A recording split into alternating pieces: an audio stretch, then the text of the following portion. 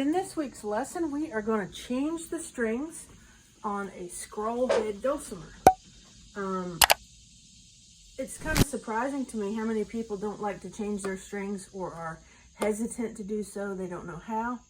So what we're going to do this week is we'll do a scroll head, and next week we'll do a flat head.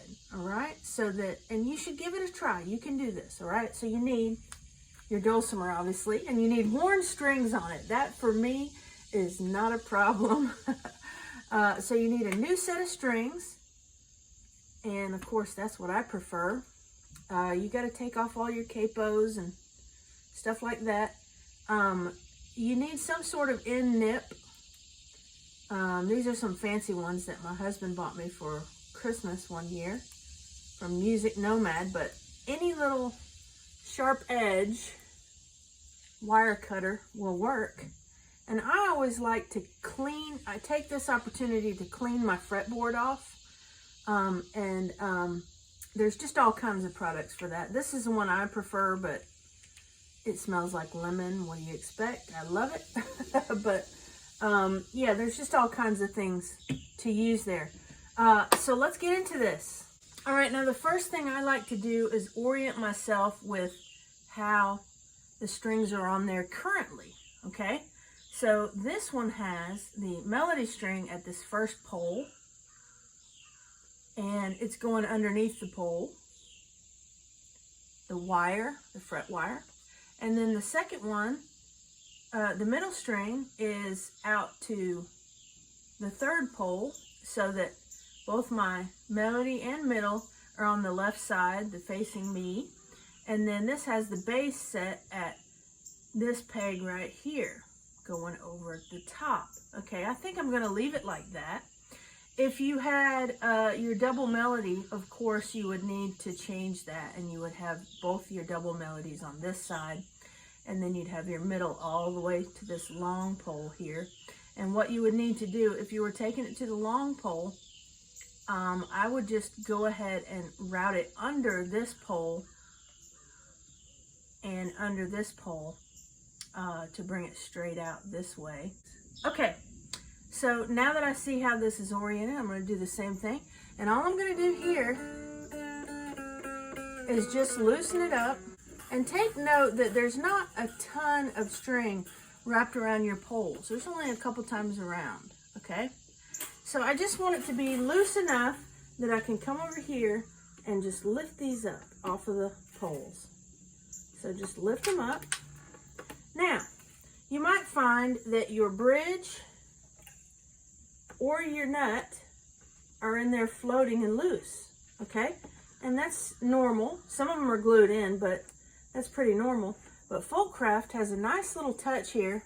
They like to put a little notch on your bass side, and that's very helpful for you if it falls out and you want to put it back in and you're not sure how to look at it.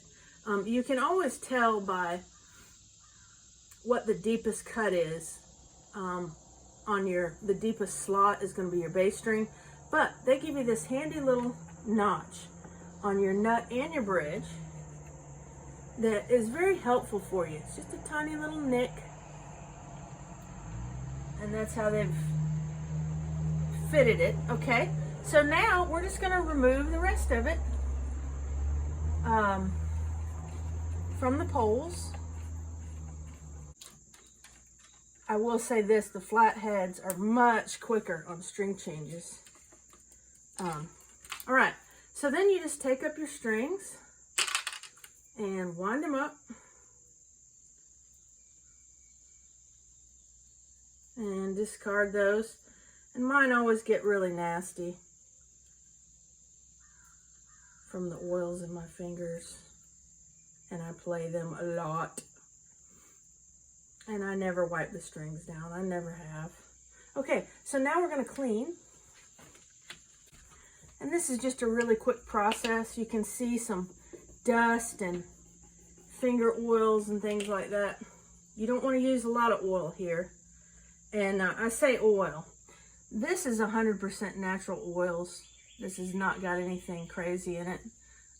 So you just need a little dot on each fret. Not much at all. As you get down here to these tiny ones, you don't need very much at all. But it just cleans and conditions your fretboard for you. And it'll make it look real nice too, okay? So you just quickly go through there. You want to rub up and down like that so as to remove, you kind of get next to those frets where you get a buildup like that. And this is not going to hurt your wood, but you do need to be careful with what you put on there.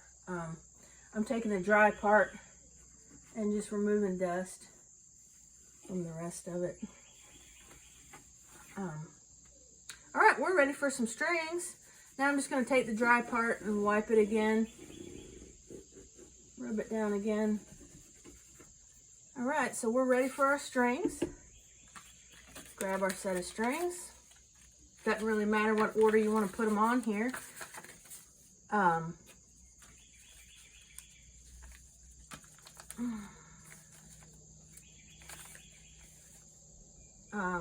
We're just gonna go melody first.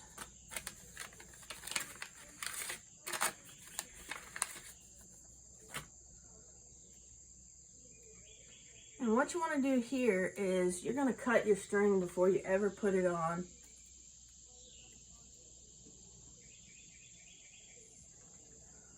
Okay, so we're gonna put it on this first pole, and see how we've got a lot of extra? We're gonna cut some of that off. So grab your nips and just go a couple inches beyond your pole there. So my pole is right here. I'm just gonna go a couple inches beyond that and cut it. That way I don't have a ton of winding to do. Then I'm gonna feed it right down into my hole there and bring it up just enough to have a little bit sticking out, and then I'm going to get that going there. I'm going to wind it, put it into my slot.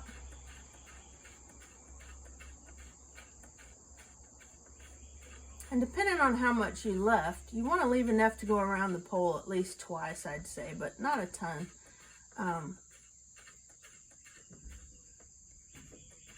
And the more you do it, the easier it'll get for you.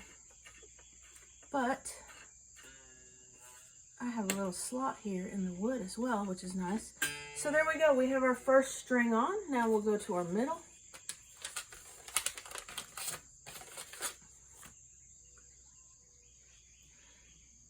And we want to skip the next pole because the next pole is for our bass string. Okay, so we had it right here on this.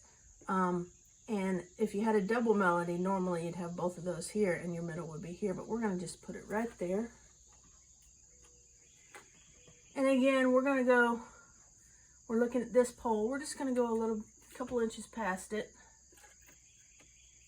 And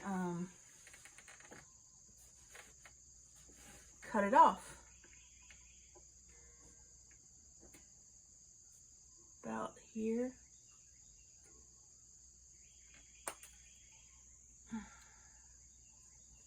Okay. And then we're going to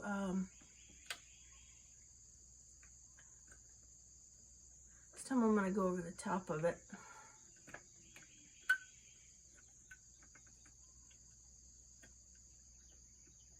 And you just leave a little point hanging out there out of your hole.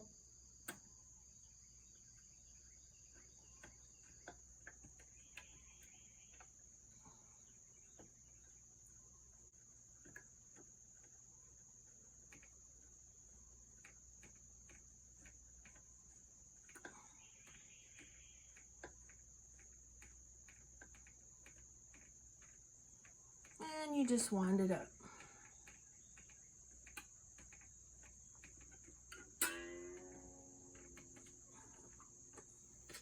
All right, one more to go and we'll be done. You can do this.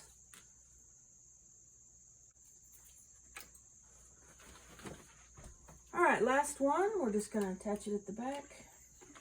Bring it up. And again, we're going to go into this pole here. So we're just going to go a couple inches past it.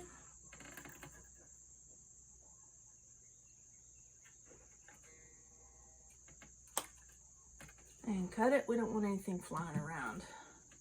So I always hold it down. And we're just going to go in again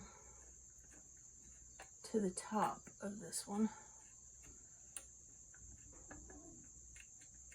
And start winding. And you want to keep backward tension on it so that it won't be flopping around.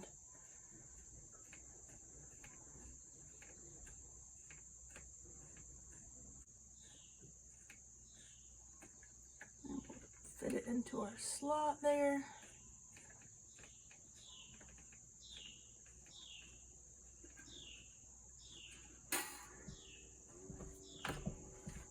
And we have fresh strings.